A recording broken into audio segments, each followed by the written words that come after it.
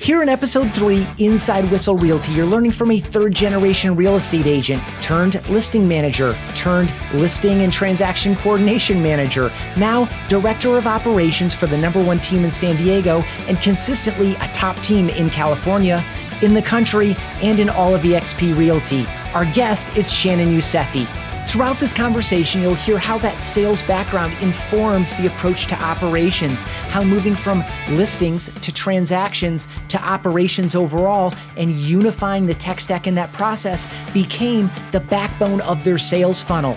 Ways that they're using that visibility into the sales funnel, not just to improve lead conversion and sales, but also to inform the whole process, to do storytelling with data, and in a way inform, and you'll hear more of this too in episode 4 with Director of Sales Rachel Chu, inform what are we training on, what are we coaching on, what's broken in that sales funnel that we need to help agents with. You'll learn the 3 pieces of tech that their operations are built on. You'll also learn how that first VA that she hired became a 25-member international team and get tips for doing that yourself. This is a fantastic conversation with Director of Operations Shannon Youssefi as we go inside Whissel Realty, only on Real Estate Team OS. No matter where your business is today or where you want to take it, you'll get there faster and more profitably with an operating system. Welcome to Team OS, your guide to starting, growing, and optimizing a real estate team. Here's your host, Ethan Butte. Shannon, I am so glad that we're going to have this conversation. I love what you've built inside this organization, what you've all built collectively, and I look forward to learning more about it by having a conversation with you. Yeah, thanks for having me. Yeah. So where we always start in these conversations is a must-have characteristic of a high-performing team. What comes to mind for you? That's a good question. I would say having the right people in the right seats is, at least has been key for us. Mm-hmm. And also kind of what I would say is the right, when you say the right people, like I would say it's really to do with like mindset and like their attitude, like having a growth mindset and surrounding yourself with other people, whether that be agents, admin staff, our international team, like people that want to do more and be better and like really have a good positive attitude towards that I think is the most important thing. Because it solves all the other problems. Like when, issues come up, things like that. Like it's like if you have someone who wants to solve problems, who wants to do better, who wants to grow, it like all the other things kind of like take care of themselves with the right people. It absolutely does. I was in my mind, what I'm trying to, I try to actively listen, and then sometimes I try to beat an idea up in my head, and like I couldn't come up with any exceptions to that. Like that is so foundational, because no matter what the issue is or no matter what the opportunity is, it's that, let's discern a good idea, pursue it, and stop if it doesn't work, and keep going and make it better if it does. Yeah. And it all comes out of this essentially a growth mindset, which covers a lot of ground. What was your path into Whissel Realty Group? Like, how did you find them? How did they find you? How did that go? It's actually kind of funny. So I've actually been in real estate my entire adult life. I had no intention on getting into real estate, but I'm a third-generation realtor. So my mom, my grandpa. So it was inevitable. Yeah, well, and I planned on actually becoming an attorney when I was in college. And then I was working for my mom as her assistant back in Chicago. And that's kind of how I got into it. It was like, started as a part-time job for me years ago, and then discovered, oh, wow, I don't really want to go into the law. That's a lot of years of school. I can make a lot of money and be really successful and kind of achieve what I want to achieve in real estate without doing an additional, all that education and stuff, right? So that's kind of my path to real estate in general. And then I moved to California 5 or 6 years ago. Took another job in another industry, was completely miserable, was not a good fit. And then was looking like, okay, this is what I know. Took a sales job doing like, it was not a good product, basically. Like I felt kind of yucky. Yeah. It was like, felt like the customers, I would talk to them and I'm like, it's hard to sell. Like, if you don't believe in it, how is anyone else? Exactly. And that was my experience with that. So then I was like, no, I'm going to go back into real estate. I want to work for someone else. I don't want to, be a solo agent trying to figure it out in a new market. A new state, new everything, right? So I started doing research on like the biggest teams, the most successful teams, things like that in San Diego. And I had actually called into the main like office line, and I talked to some agent. He's actually he's not here anymore, but I had asked, like, do you guys have any admin roles available? Are you guys hiring at all? And he was like, well, I could pass along the message to, the person that makes those decisions, but I don't think we're hiring for anything. I just didn't really get like much of an answer, right? And then the very next day, there was a job posting that went up from Whissel, and I was like, oh my gosh, this is the universe. Okay, so I applied. They like called me pretty quickly. And then here I am 5 years later. It was a good fit. Nice. Were you in real estate sales initially? Yeah. So talk about that difference, because I feel like, sorry to interrupt, I feel like there are a number of agents who are in the industry for any of a variety of reasons. And I feel like the growth of the team model in particular and the nature of the companies that are being built in real estate today, I've talked with a number of folks who are in essentially some version of an ops role because they always favored, as an agent, you have to be good at all the things. Mm-hmm.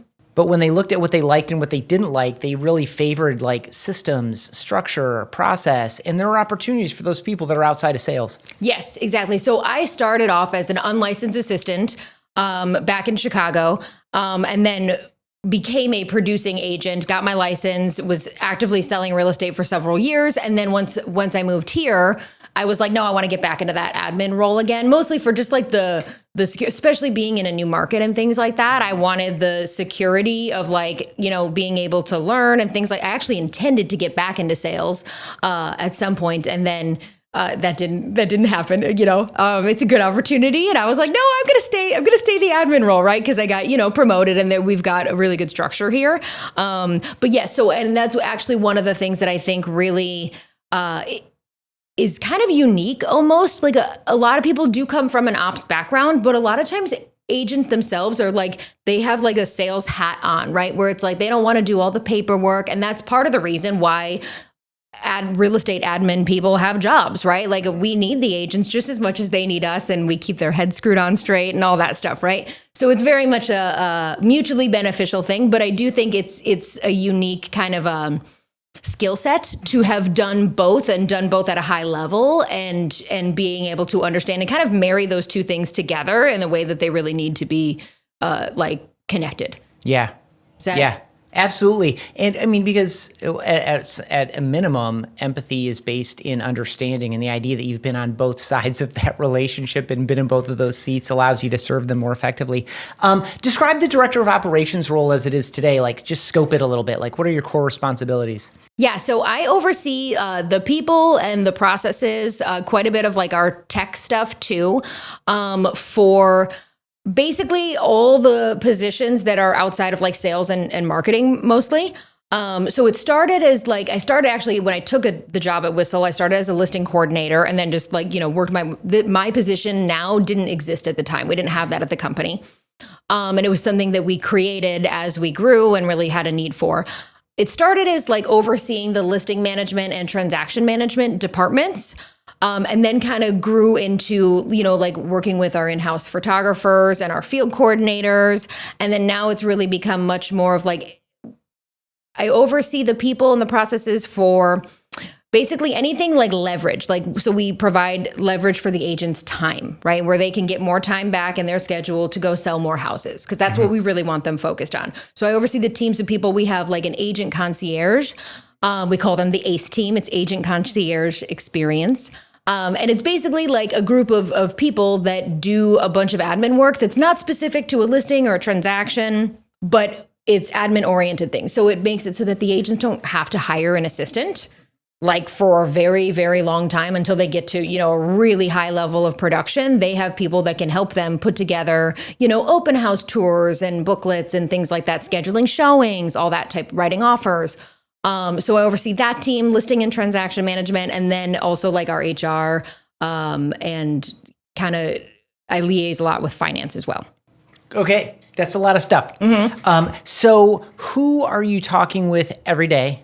Who are you talking with? I talk with that person or that role or that function like weekly, and then who are you checking in with monthly? Like, who are your these are the people I'm closest with every single day? To like, I just check in with these people, or I'm in a meeting with these people or this person or this role, monthly. So every day, definitely our COO, Chris, we work very closely together. There's a lot of things right now, kind of what my role has grown into as time goes on is kind of working with the other departments and collaborating with them and helping them really operationalize the way that they do stuff and their processes and things. So I talk to Chris multiple times a day, every day. And that's something we work really closely together on, as well as really the rest of the leadership team. Those are like my main people that I talk to, along with our operations manager who oversees listing and transaction management. She oversees the people that do that stuff. On a weekly basis, I check in with our ACE team that, assist our agents for like little mundane tasks. And then finance is probably more like a monthly thing with our finance team and kind of looking at like all the numbers and the tracking and those things. Although I do actually close to every day, I do also oversee the commissions department, I guess you could say, a commissions specialist. So the people that make sure, hey, are we paying people the right amount, checking all the things that need to make sure that the agents get paid quickly, all that good stuff. So I talk to the commissions people probably 2-3 times a week. Okay. Mm-hmm. Cool. Good breakdown. You mentioned you oversee some of the tech. What part of the tech is your world?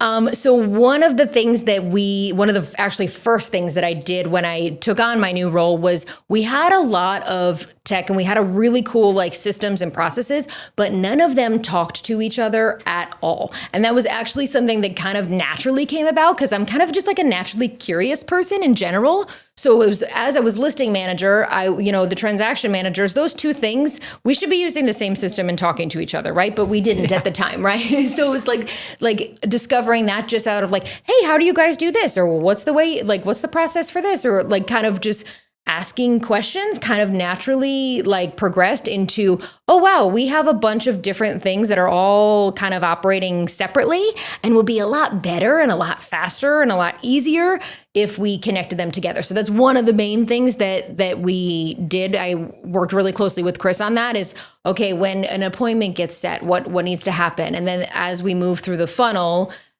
connecting it with the different departments that need to get involved because of where the client is in the process, all that good stuff. So I set up a lot of those things. It's kind of has turned into like the backbone of our whole sales funnel, really. Okay, so logistically, you just started with the customer journey at some level and went step by step and said, okay, where does that live now? Does the data match in these two different systems? Can we unify them? Like, just give me another layer of detail and a pass on that, because I'm sure it's something that everyone struggles with at some level. So I'd love to know kind of how you got it to its current state. So one of the things that we set up basically is we have like it's not very exciting. It's not very sexy, I guess you could say, but it depends who's watching or listening to this. That's actually true because it would excite me and it does excite me, right? Yeah. But like one of the things we do is we have like a very clear like forms structure where from within follow-up boss, when an appointment gets set, the agent submits a very, very short, we try to keep them as short as possible, form for that appointment. And it does different things. It triggers different things, sending out a calendar invite to the client and putting it in our agent's calendar and all these different little things, right? And it updates our numbers for how many appointments we've gone on. And then we do, after they meet, there's a subsequent form. Same thing when they get a listing signed, there's another form. And what it does is it's updating the system automatically so that we have really, really solid data in terms of like conversion metrics and things like that. Like I could within 5 minutes tell you exactly how many appointments we've gone on in the last month, in the last 6 months, in the last year, how many of those turned into signed listings, how many of those turned into pending deals and closings, right? And also that's really kind of one of the things we're really working on right now is, okay, getting that data, having real information that we know is accurate and true, and then being able to use it and tell a story with it, so that the sales team can really go in and do effective pipeline reviews with the agents on an individual basis or even like a group setting, right? And without having the information, it's really hard to be able to coach people on the right things. And so that's something that we've been really, really focused on and really working on over the last several years, but it's always like an ongoing thing. It's never like done, right? So that's one of the things we set up was like creating that structure of like how we track the sales process and where the client actually is so that we can have real conversations around next steps and things like that. Cool. Yeah. You just lit me up significantly with one word that I think some people, it might seem like, oh, that's not very interesting. But like, storytelling. Yes. Is so important. Mm-hmm. So what I think I heard you say was, one of the things that I do, maybe with some of the people on my team, is we review these things and we review the numbers, dashboards, et cetera, look at some trending, and we look for the stories. Essentially, another way to say it is headlines. What's the headline? And we're going to bring that to the sales team because we think this headline or this story is one that could be corrected or steered in a better direction or doubled down on and amplified if we bring it to sales and they turn it into some training materials or they raise it again in the meeting or whatever. Did I hear that correctly? Yes. And talk about how important, because I want to hear it in your words because I got a bunch of my own, the importance of turning it into a story for people. Yes, that's actually something that I think is one of the more challenging things, like as absolutely for our sales leadership in general and salespeople, like they don't tend to want to go into a spreadsheet and like it like makes their head spin a little bit, right? They want to be able to like see like you said, dashboard, right? That's actually something that we've created recently, like on a per lead source basis. So for example, with Zillow, we have now a dashboard where our sales team can go in and see, okay, this agent has like 8 people that is in like appointment met status, but they haven't moved to the next stage of the process. And that's a higher number of people than the rest of the group. Average or than their average over the past 12 months rolling. And so it's like, hey, what's going on here, right? Like then they can go and have a really productive conversation where it's like, hey, how do we get people to the next, like, how do we get them submitting offers? Like, what's the holdups here? And sometimes it's like very like anecdotal things where they're like, oh yeah, this person, they're actually not quite ready yet or whatever it might be. But a lot of times it's able to like, when you dig deeper into those and you know the right questions to ask, you can really kind of bring out like, oh, okay, here's some skills that we need to work on. Like maybe it's closing for the signature or closing for the appointment. They talk to a bunch of people on the phone, but have a low appointment metric. Then that's another metric that like we can tweak and figure out like what needs to be changed to really get their performance to the next level. Yeah, really good. So 3 areas I'd like to hit are listing coordination, transaction coordination, and again, maybe double back into tech a little bit to kind of get specifically into some of the tools that have helped you harden this super critical part of the organization. So you came up in listing coordination. Yes. Talk a little bit about that process, kind of at a high level, just tips for people who are like, oh gosh, that would alleviate some of my pain in this area. What does it look like when it's running really well? What are a couple keys to getting it running really well? Yeah, so it's such a big picture question. It is. So do with it whatever you want. So one of the things that I did when I first started, we had like kind of a checklist, like it was there, but it wasn't really like not enough where I could like look at it without someone really walking me through it. And so that was one of the things that we did is we went through line by line and like, okay, this needs to get done every time. I know this needs to get done every time, but it's not on here, right? So I revamped all of those things and really making it a very, like the process is the same every single time, unless there's a reason that you need to tweak it, right? And like that doesn't mean we have to be completely inflexible all the time, but like for the most part, if you want it to be an efficient process, it has to be a duplicatable process that you follow day in and day out every single time. And then you can deviate where you need to, right? Like where it makes sense. Like, oh, this client has, tenants in there, this seller. So we need to, tweak how we schedule showings on it or whatever it is, right? So like definitely being flexible enough where you can be nimble, but like creating a very specific process. And actually one of the first things that I did when we got to a point where we had a lot more listings than I could realistically handle. And it was just me at the time. And so I brought on, I was actually the first person at the company to bring on a VA. And oh my gosh, it changed my life. It was so great. Like, so he took on all the things that didn't require like agent communication or client communication. I delegated to him and I created very specific like SOPs, like Loom videos that, with the instructions, and it's all very well documented. Cause that's the other thing too, is like, if someone else can't come in and be able to cover for you or do that job, you need a more buttoned up process, right? Like, so that's one of the things that I did first thing when I started was being able to delegate it. I had to make heads or tails of it all and really create a very structured process. And it's the same thing on the transaction side too. That's really was kind of a big overhaul that we did as well there. Good. So I don't want anyone to miss, Loom Video is a screen recording where you're walking step by step through essentially some version of your SOP, maybe showing an interface of the software that we're going to do it in or something like that. Yeah, exactly. Literally, here's the task and here's how you do it. And I would just narrate literally every single step and explaining why, right? That's another thing that I feel like can sometimes people get lost in.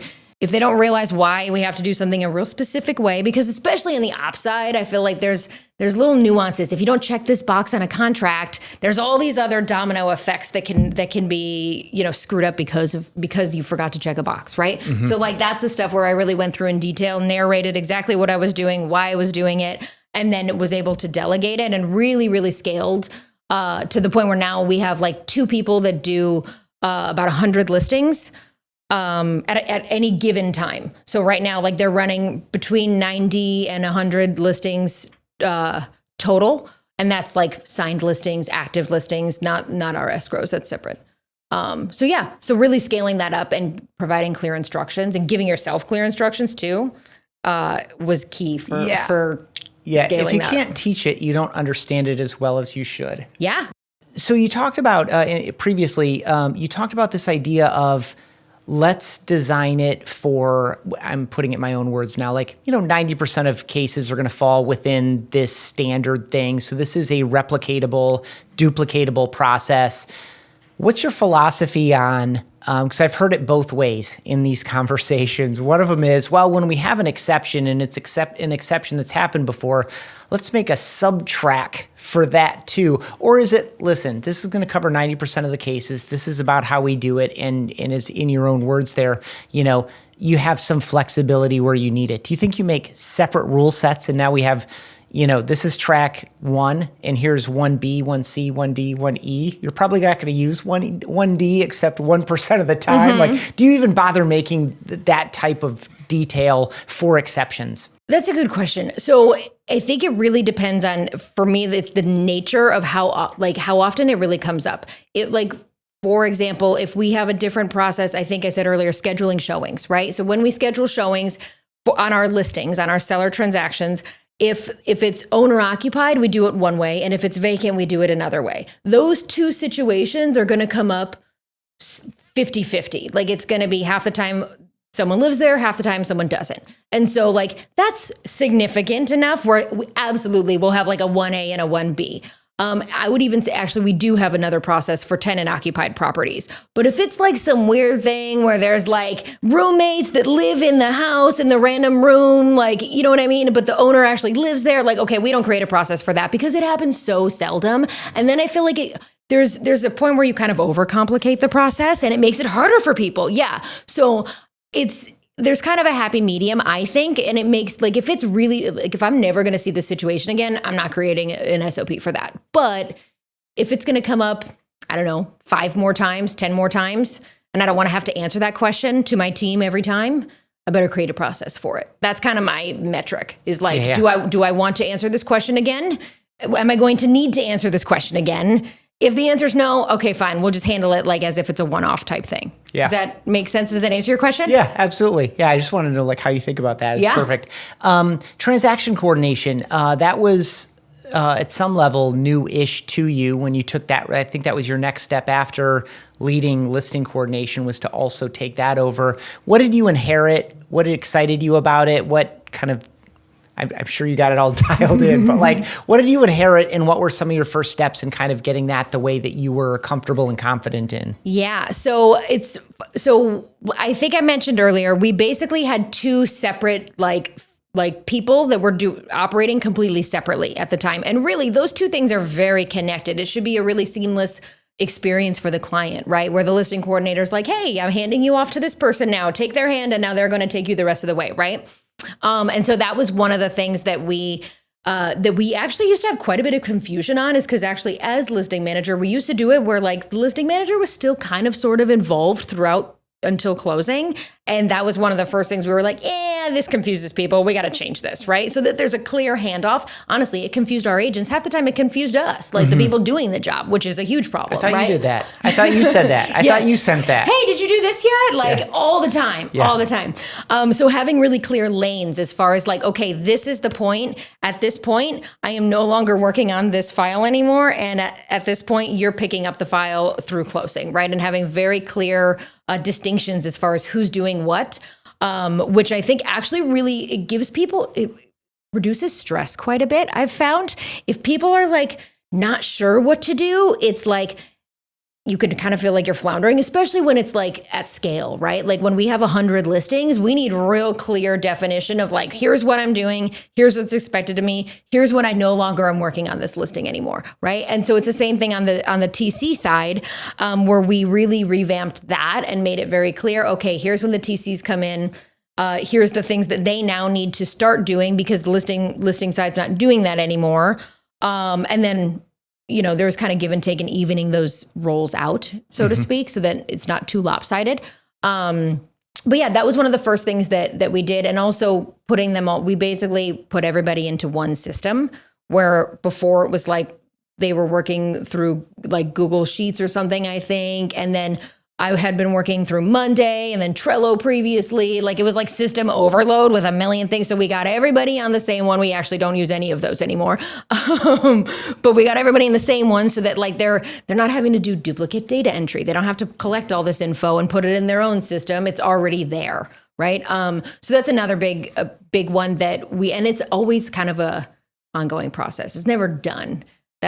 That's the one thing that I'm always like in the back of my mind and tell my team like, hey, we're doing process improvements, but like just because we check this box, like we're gonna have to change it in 6 months because what got us here won't get us there, right? Yeah, constant challenge, I would assume, which is improving systems that are already in place and adding new systems.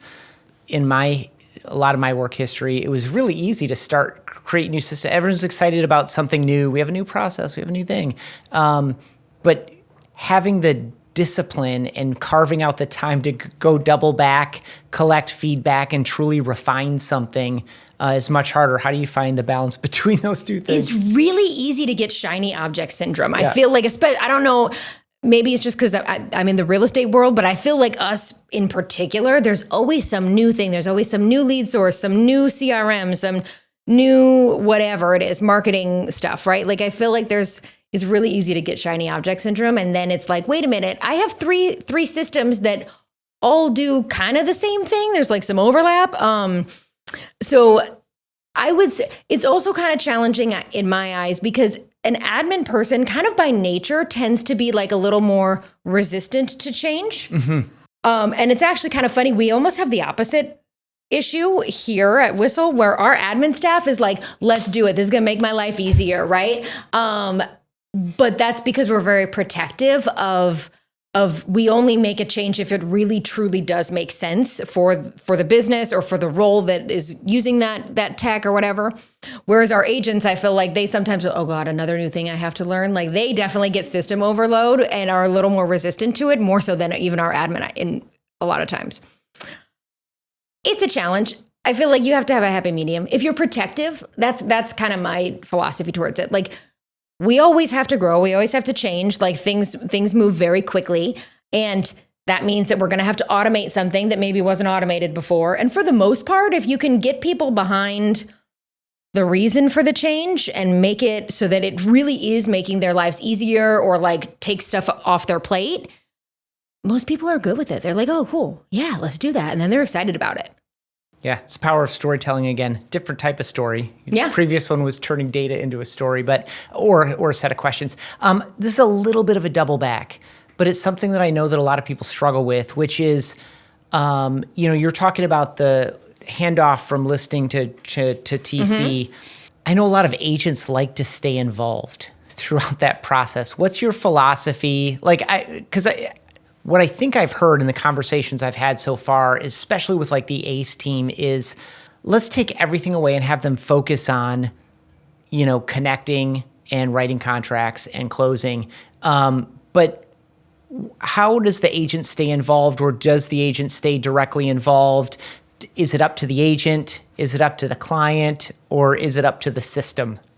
I would say it's all three. There's one thing that when you have a bunch of people that really have like that growth mindset type thing where they really take extreme ownership and like want to know what's going on, for the most part, it's not all that difficult to keep people in the loop, right? Like, on the TC side, they keep we involve them in the communication. They just don't have to be the one to do it. And a lot of it's kind of like the mental load, right? Where they're like, oh, I've got all these documents, especially in California.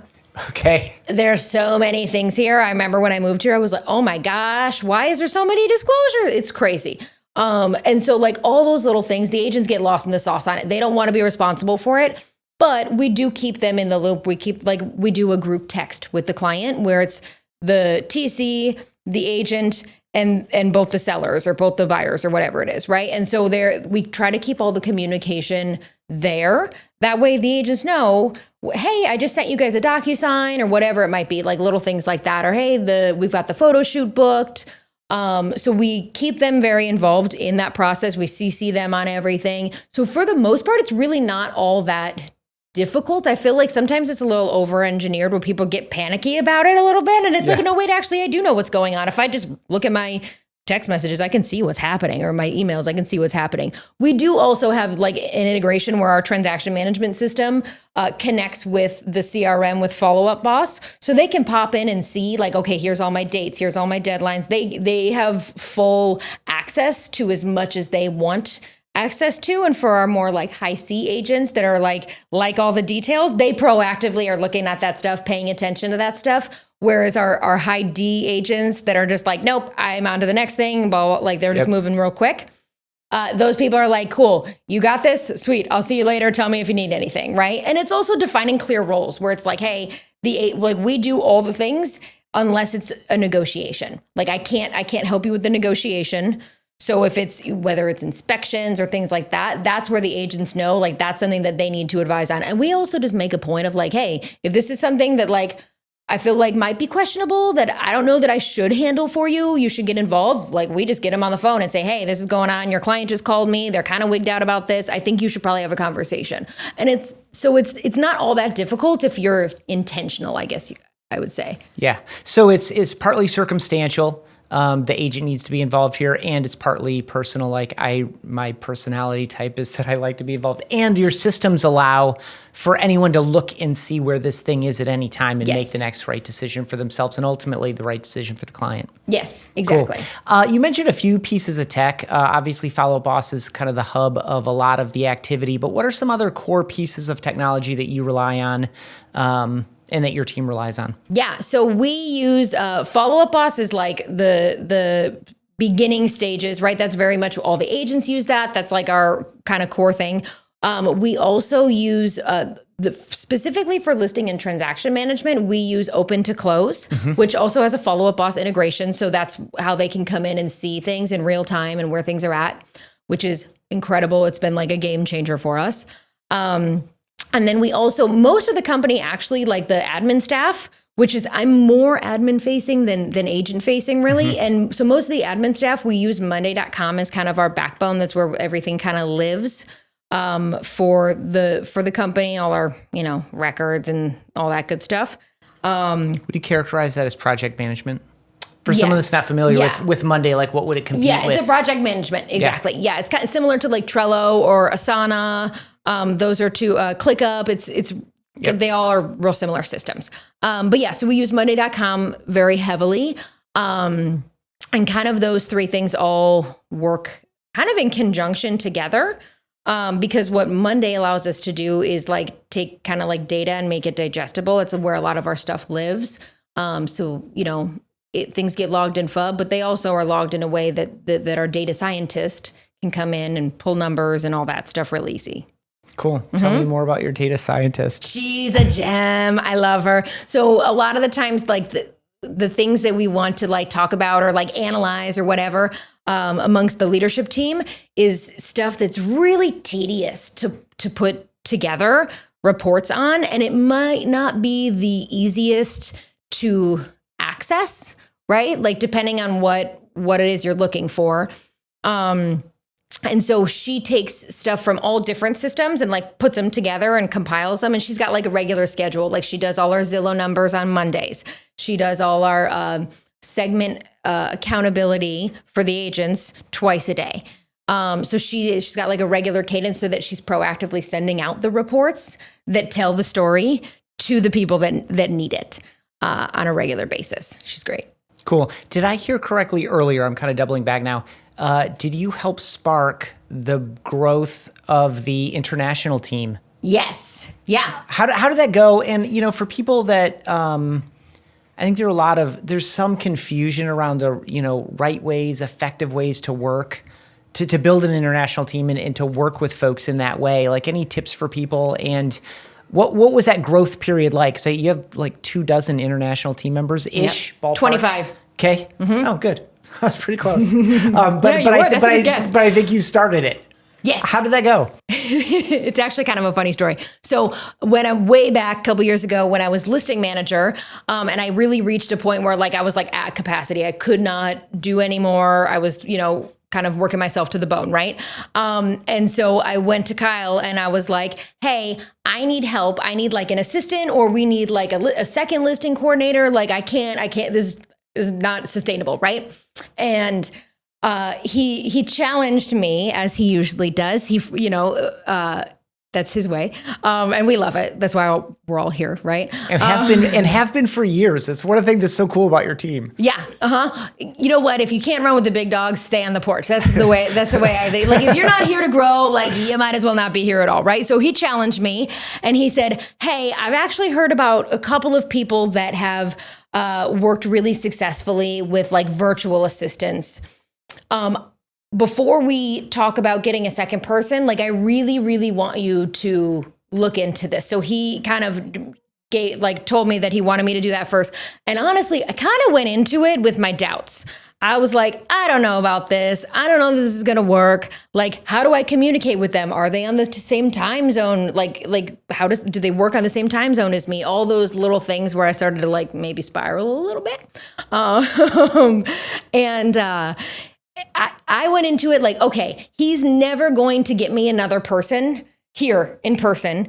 He's never going to get me help if I don't give this a good faith effort. And I knew that. So I was like, all right, I'm going to give it my best. And if it doesn't work, I can go to him and say, this didn't work. We need to hire someone.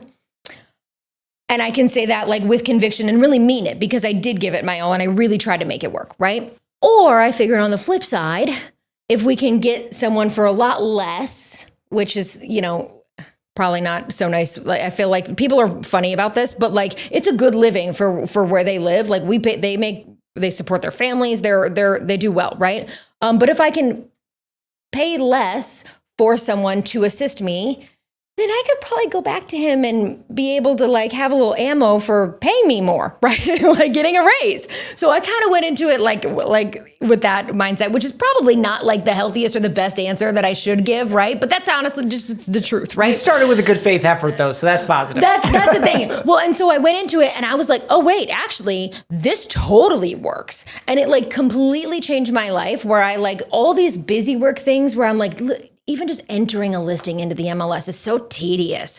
And I'm actually not super like detail oriented and like methodical by nature. I'm actually more of a natural salesperson, and my job just it's a learned skill, right? If you really want to, you can do anything, right?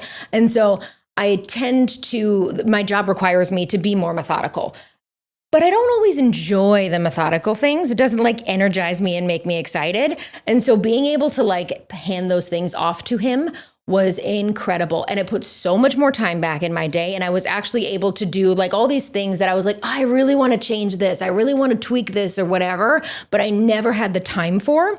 I suddenly was able to actually make time for those things, right? And it was incredible. And then I was like singing it from the mountaintops. Like I was like, guys, this will change your life. If you're stressed, you're overwhelmed, you feel overworked, like seriously, take this seriously, try it, just try it. And it will, with the right person and the right training, it will absolutely change your life. And that's what it did for me in my work-life balance and stuff. So it was really, really an absolute game changer for me. And then I was told everybody, because I know my coworkers, like I'm like, I care about you guys. I don't want you stressed. I want you to be able to have a manageable workload and things like that. So that's really what sparked it, was that. And then slowly kind of each person, rather than bringing on a second stateside person, we would just bring on like an internationally based person to support our existing person.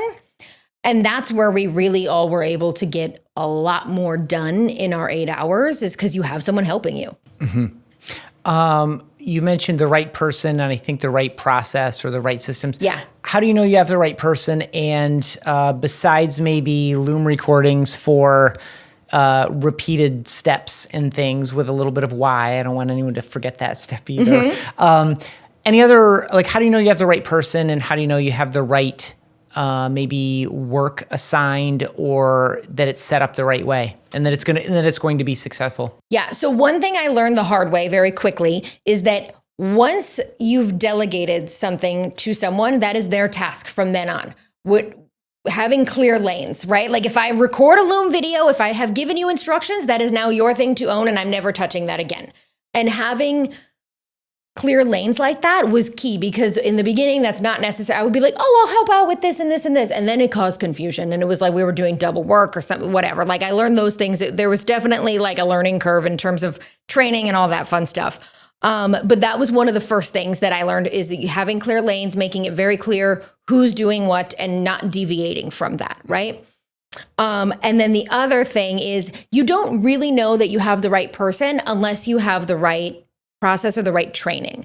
And what my mindset towards the whole thing was, if I've given you the instructions and somehow it's getting screwed up, I go back and watch my own instructions, which is painful. I hate hearing myself on. I'm always like, oh God, I can't. Why does my voice sound like that, right? Yeah, but I'm like, go back and watch it. I'm like, oh, okay, they're not doing that step because I didn't do that step in the instructions. So it's like that kind of extreme ownership where it's like, hey, I assume it's a me problem, not a them problem first, right? And if it's a me problem, that's a really easy fix. I can re-record the instructions, resend it to them, jump on a Zoom with them if I have to explain it, whatever it is. Having a regular check-in process. So like the first person we brought on, I had a half hour with him every single day. And then we dwindled it down to the point where we didn't really need to do Zooms with each other much at all. But giving them that check-in process once a day so that they can ask their questions was key. And it also helps manage your own time and theirs, where they bunch all their questions together, where you're really dedicating time to make sure that this person has the resources and the answers that they need, because they're not here. They can't pop into someone else's office when you're on a meeting. They can't pop into someone else and say, oh, hey, do you know anything about this? Can you help me with this? Like, they're not connected to the rest of the company, at least initially, the way someone in person is. And so that's an important part of that process. And then if you know that your training is really good, you go back and watch it, and you're really, really like critical of yourself, I guess I would say, and being able to look at your training and say, oh, this is not good, or this is really great. And I mentioned this mistake, and I specifically mentioned it in the video, pointing it out to them, and it's still not getting done. Okay, maybe you have the wrong person, right? Maybe they're not a fit for whatever role that they're in. But the step one is always like, okay, is this a me problem? And honestly, I would say 90% of the time, it's a me problem, or it's an us problem, or whatever it is. Like, that's generally speaking the issue when people work with VAs, and it's really easy to solve if you're willing to be self-aware, I guess you could say. Yeah, I love that by default. It's so easy to take for granted how much we assume or how much we know. That's like, we just skip, we don't even include these steps because they're so intuitive to us. Yes. There's so much good advice in there. I really appreciate it. I really appreciate you taking this time to be part of this series and to spend this time with me in conversation. Before I let you go though, Shannon. Yeah. I'd love to know what one of your most frivolous purchases is, or a cheapskate habit that you hold on to even though you probably don't need to. I cannot think of a cheapskate habit, but one of the most frivolous purchases, okay, this is kind of silly. It has nothing to do with real estate or anything work, but I have my phone on the back of my phone case. I can show you. See, it's a mirror right here. Yeah. Which is really, really handy. And I use it to do my makeup or check like my teeth or whatever, check my hair, all the things. I use it all the time. The problem is I'm a very clumsy person, and so I drop my phone at least once a day, if not more often. So I constantly break the back of my phone case because it's a mirror. So what I do is I actually keep a stockpile in like my electronics drawer at home. Yeah. And my husband has said to me, he's like, you always break your phone case. You always break the mirror on your phone case. Why don't you just get a normal phone case that doesn't crack? And I'm like, absolutely not. I will never get a normal phone case because it's so handy. I won't do it. So I go through phone cases like probably nobody else ever does. Okay, one follow-up. Uh-huh.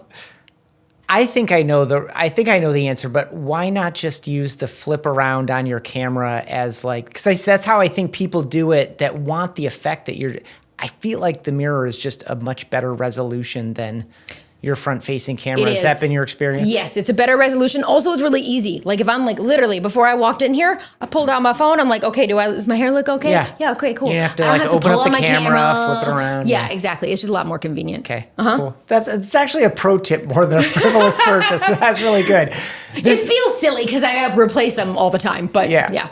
Cool. Well, this has been awesome. Thank you so much. Yeah, thank you. Thanks for having me. Thanks for checking out this episode of Team OS. For email exclusive insights every week, sign up at realestateteamos.com.